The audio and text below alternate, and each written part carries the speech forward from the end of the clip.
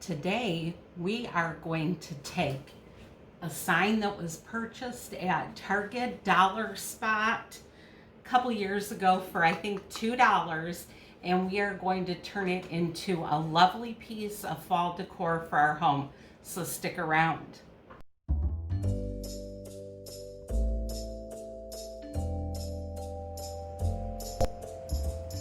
Hey crafters, welcome to my channel. If you're new here, my name is Kim, and today I'm going to show you how to take this sign that I got from the Target Dollar Spot for about $2 last year, and we're going to use the inside of it to get double duty out of this sign and turn it into a nice fall decor piece for our home. Most of these signs come with one side painted with a design and the other side is blank. And a lot of these signs will have the inside painted or this outside painted, either way.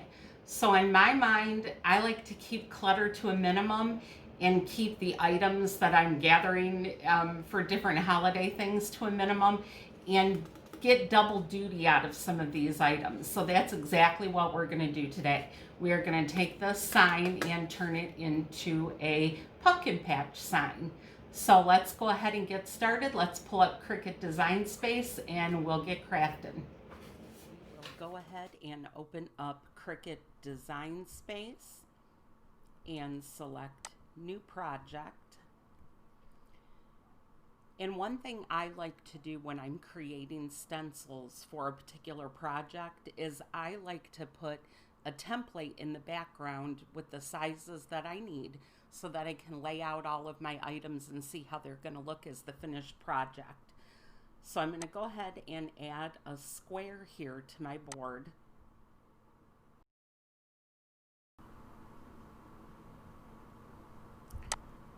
And the dimensions of the sign that I am doing are 8.5 by 6 3/4. Because I am painting on the inside of that square and I need to make sure I have plenty of room to get the stencil down in there, I'm going to go ahead and shrink my template by 1/4 inch all the way around. You can go ahead and hit this lock at the bottom of the screen to unlock your dimensions. So up here I am going to go ahead and put 8 1/4 and 6 1/2 because the dimensions of my box are 8.5 by 6 3/4. And that gives me the extra 1/4 inch all the way around. I'm going to go ahead and hit the lock button again to keep my template in the dimensions I've chosen for it. Now I am actually going to be painting the background of my sign in a gray color, so I'm going to go ahead and leave this the gray that it automatically selects for you. So I'm going to go ahead and click on images. As you can see up here, as a Cricut Access member, you have a library with over 100,000 images and over 400 fonts available to you. That's why some of the projects I will be showing you will be with things that you will have available to you as part of that membership without doing additional purchasing of fonts or different SVGs, because there is a lot you can do within the Access membership itself. So the one image that I want to put on the middle of my sign is the typical old-fashioned truck that they have, like the red truck. Mine I'm actually going to paint black. So I'm going to go ahead and type in the word truck. And I'm going to scroll down here. I had hopped in earlier to take a look at what was available. And there is a truck available that I really liked with some pumpkins already. So as you can see, it has the green A, meaning it is available to you with the Cricut Access membership. You click on that. It puts it down here on the bar. So if you were wanting to add more images in, you could go ahead and just search through and select all the images you want at one time, and then click Insert Images, and it will go to our workboard. I know this is just a little quirk of mine, but I like my trucks to face the other way in signs. So I'm going to go ahead and click on the truck, hit flip, and flip horizontally. And now the truck is facing in the direction I'd like it to go. I'm going to go ahead and shrink it down here a little bit. Now there are two fonts that I love to use together when it comes to farmhouse signs. And let me go ahead and type in the first bit of wording that I'm going to have. We're going to have the words pumpkin patch. And I'm going to show you the font that I would typically like to use. It is called Algerian. Now this font I love when it comes to different farmhouse signs. However, today I'm not going to be using it. And the reason is, if you'll notice all of these fine details of these very thin lines that go around the sides of the lettering, my project is pretty small, so to weed that is going to be really difficult to get that out exactly the way you need it for your project. I'm actually going to use my second favorite farmhouse font, which we will click up here, and it is called Rusty. And that gives us a nice look for any type of farmhouse signs or anything like that. So my pumpkin patch words are going to come up here. Now the second line of text that I'm going to be adding to my sign, I am going to go ahead and put hay rides and caramel apples. So I'm going to click text and add that out here. Hay rides and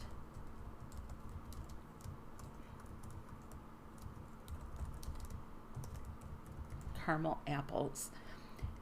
Now one thing that's good to keep in mind when you're doing any kind of design with t-shirt signs, really any kind of design, wedding invitations, anything, the rule of thumb is to stick to just two fonts.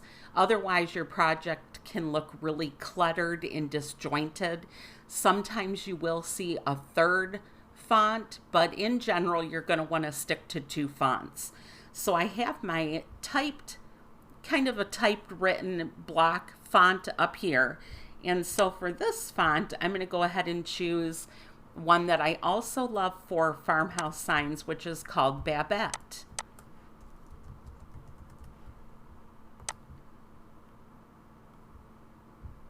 And I'm going to put that up here. And in a minute, I'm going to show you how to fix all of these wordings so that all of these letters so that they're continuous and not separated like that. And when I was in images, I did forget one more thing I was going to add here. I need an arrow. So let's go ahead and search for an arrow. And again, since this is a small project and it's going to be a little difficult to weed anything really intricate, arrows like this would not work very well. You need to have something that will be able to cut and edit fairly easy. I don't need anything with a whole lot of detail.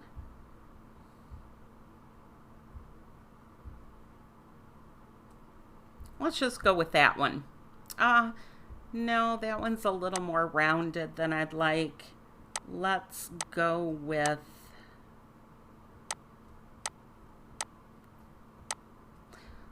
this one right here. So I'm going to again click on it and insert it into the image. And because my truck is heading in the other direction, I'm going to go ahead and flip that arrow too. Just for, you know, kind of continuity here. The truck is heading in the right direction. And one more line of text that I'm going to add before we get everything arranged. I am going to give, kind of like a direction. Let's just say 3 miles north. But I'm going to go ahead and change this font once again to Rusty.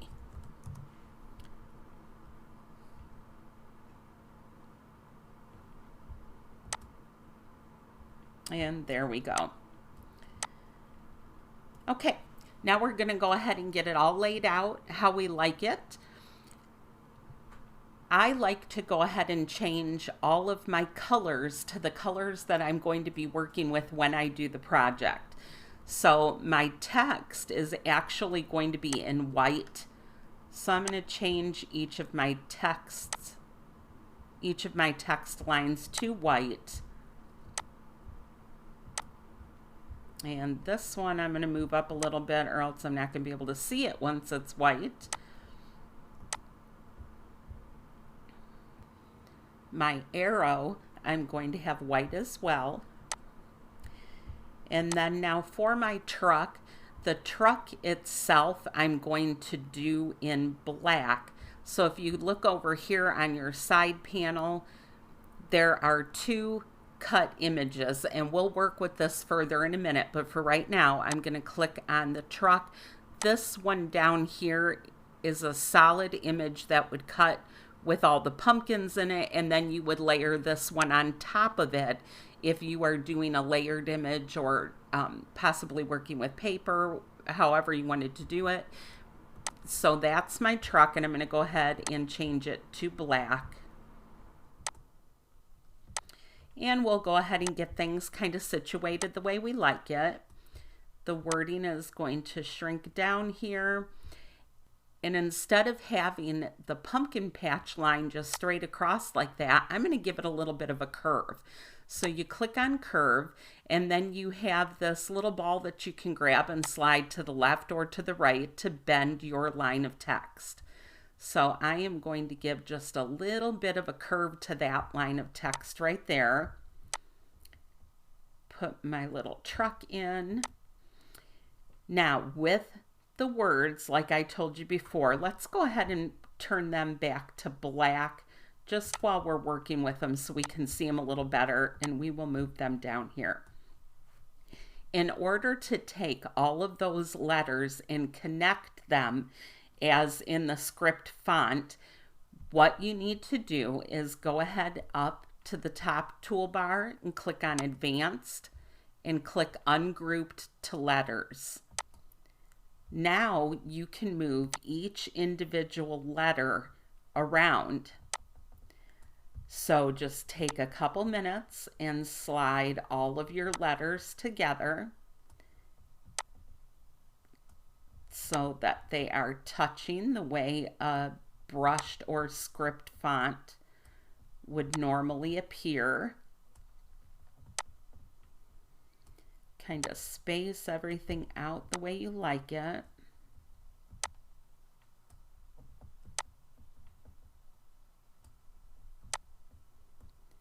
It doesn't take too long. You just have to play with it for a minute.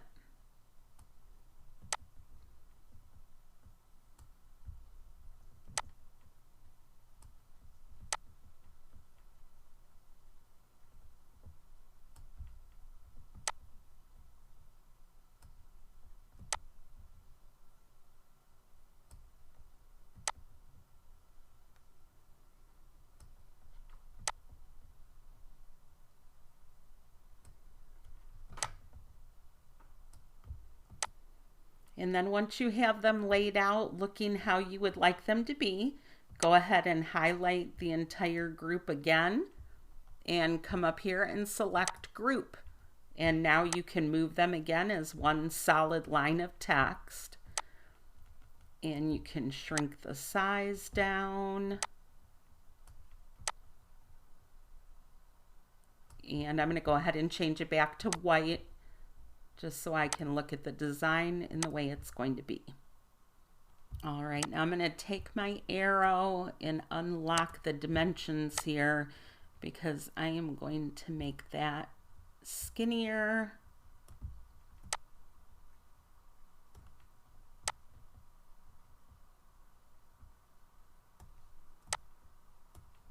And then 3 miles north.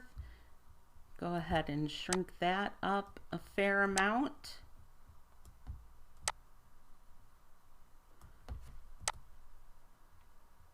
All right, that's looking pretty good. So let's go ahead and highlight the entire project, align, center horizontally, just so everything is completely centered on there for me. And I think that looks pretty good. Okay, now let's go ahead and address the truck. Like I said, if you look over here on your toolbar, you have 2 layers of the truck. I don't need that to cut in 2 different layers the way it is on there. One solid green truck with, or orange truck with pumpkins, and then one black truck with no pumpkins. So let me go ahead and move the truck over to the side for a second while we work on that.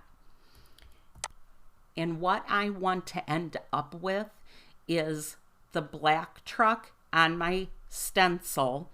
And then I need a separate stencil with the pumpkins that I can add later, because I'll be using 3 different colors on this project. So the stencil cannot be laid out with the pumpkins in it. They're going to have to be added later after I get the black truck on. So I'm going to go ahead and highlight the entire truck and click on slice. Now your project has been completely sliced, and you can go ahead and separate your design. So I'm going to pull the black truck out and put him back into my project. Now the rest of these pieces, I need these little pumpkins up here, but I do not need this truck, so I'll go ahead and delete it. I do not need this extra black line, so I'm going to delete it. But up here on the orange pumpkins, I'm going to leave this line right here. I'm going to make a separate stencil out of this piece. So then when I go to place my stencil, let's move it to the front here so we can see it. So when I go ahead and put this stencil on it, I'm going to be able to line up this orange line with this black line to help get my placement correct. And I won't, of course, be stenciling orange right there, but that will help me be able to line up the pumpkins on the truck. So we're going to set that to the side right now and highlight the project again. Hit align, center horizontally, just to make sure. Truck just moved a little bit, so it was pretty good, but just to make sure it was all lined up again. Now, if at this point we were to go ahead and click make it, let's look at what would happen. As you would see, our first cutting mat shows up, and all of our text lines are not in the position they're in.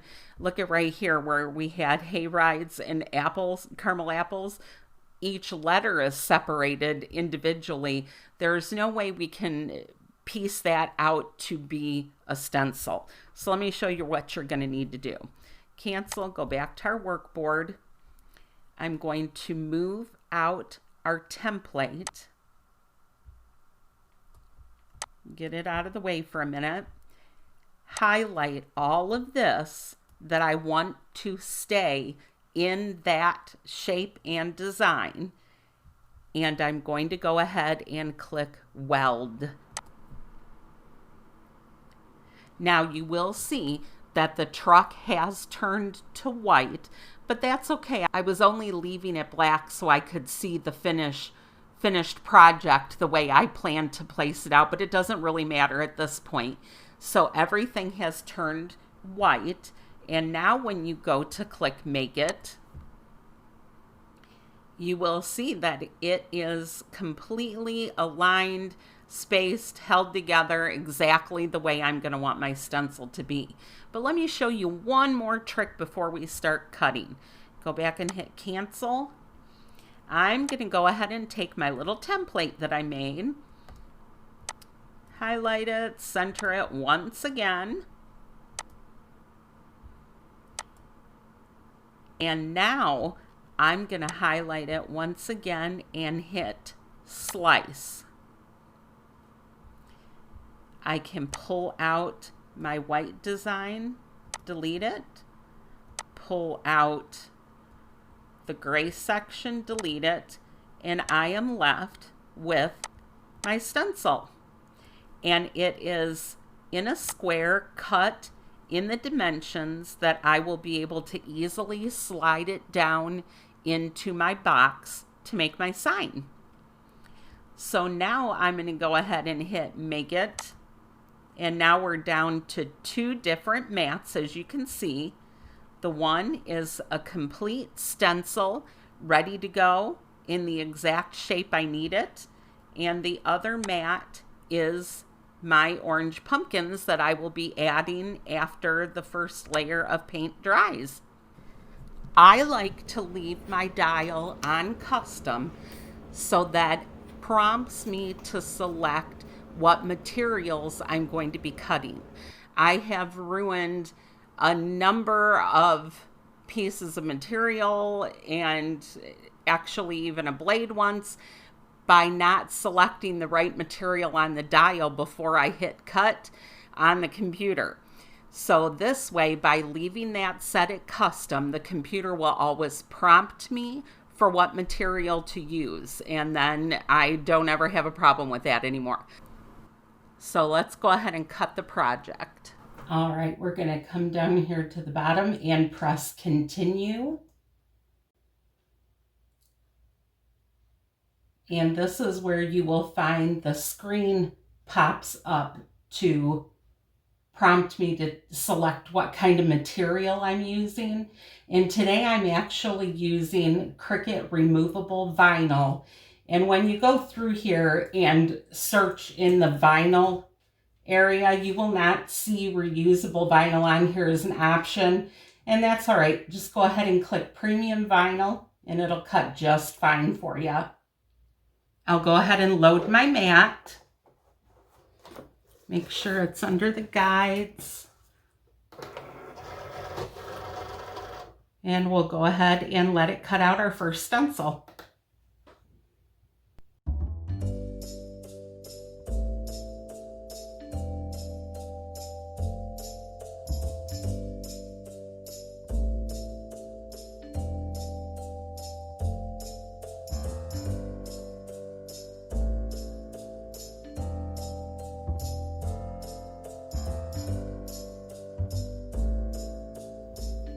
And we'll go ahead and remove this piece of vinyl.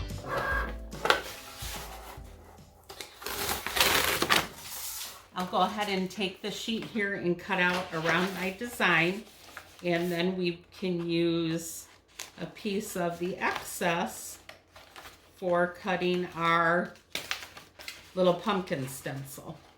Now we're going to go ahead and cut our pumpkins.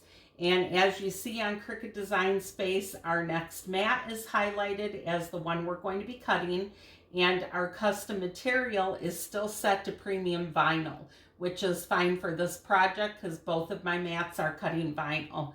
Now we can go ahead and load it and cut the pumpkins.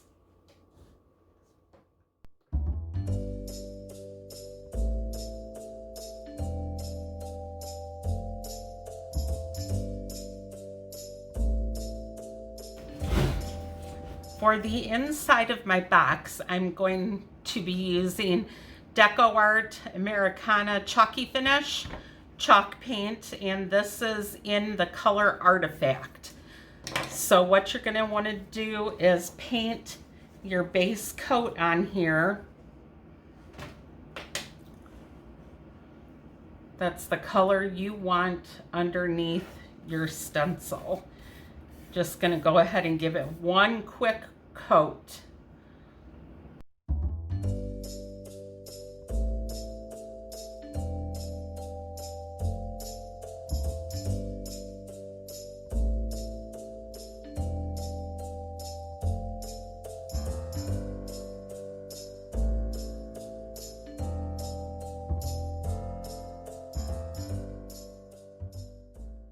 All right.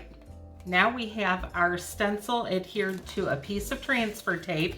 So we're going to pop it down into the project.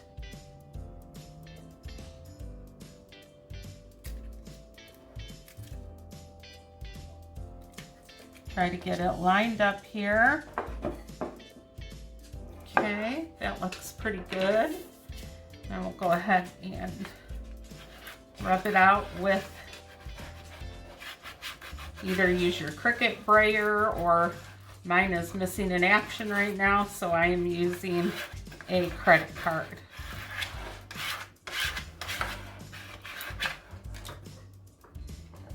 And then go ahead and pull the transfer tape up, leaving the stencil in place. And as you pull it up, just watch that the little inside pieces of all the letters are staying stuck down in the project. Sometimes they can peel up with the stickiness of the transfer tape. This transfer tape is my absolute favorite because, as you can see, it is pretty much leaving everything in place. I'm not having to mess with anything at all.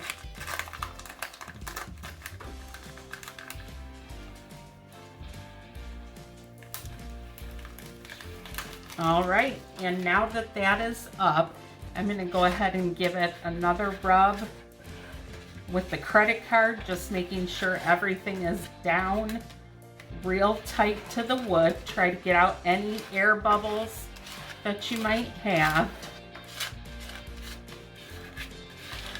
And then a trick for ensuring that you don't get a lot of bleed underneath the stencil with your paint is to go ahead and take Mod Podge and paint a thin layer of Mod Podge over the project right now, and then we're going to wait and let the Mod Podge dry before we put our actual coat of paint.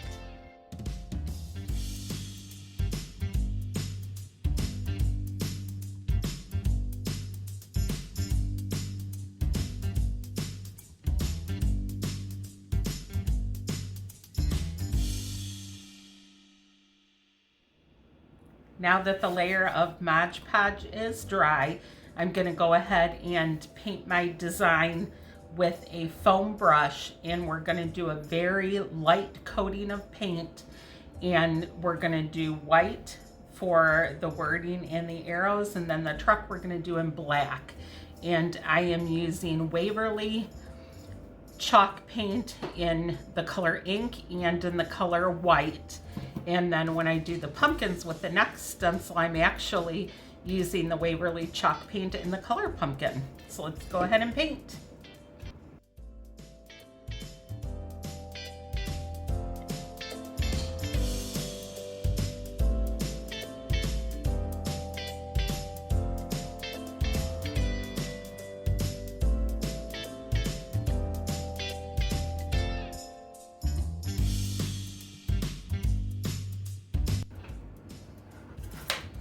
All right, now you're going to want to remove the stencil while your paint is still wet.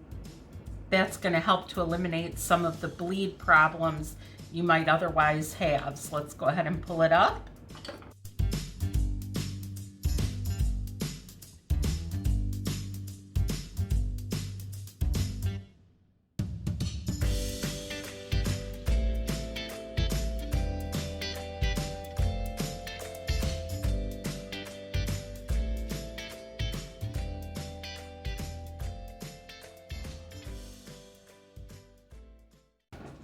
Now this layer of paint has dried, so I'm going to go ahead and take the stencil that we had with the pumpkins and add it on the top so we can get those painted. Just have to remove the backing.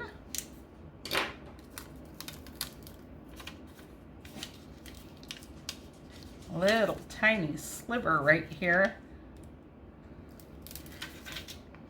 Okay, now remember when we were cutting out the stencil, I had mentioned leaving this line right here that will go over this line to help like a registration mark. That way we can see that we have it completely lined up. So I'm going to go ahead and use that now. Trying not to get my head in the camera here, and I'm going to go ahead and line it up.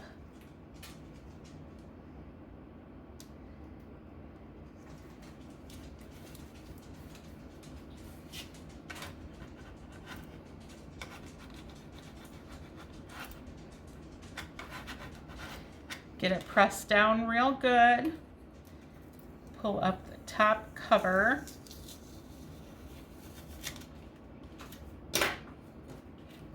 Again, just give it a little smooth there. I'll grab a little bit of orange paint. And again, I'm gonna dab it pretty dry so that we don't have much bleed through. I'm not going to put the layer of Mod Podge on here. As you can see, it's pretty big pieces. There's nothing too fine and delicate. So I'm just going to go ahead and stencil it on here without doing the Mod Podge first.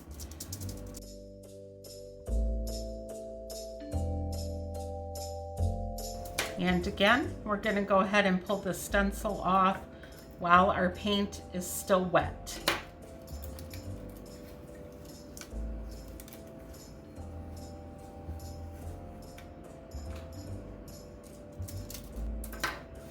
And there you have it, our finished pumpkin patch sign.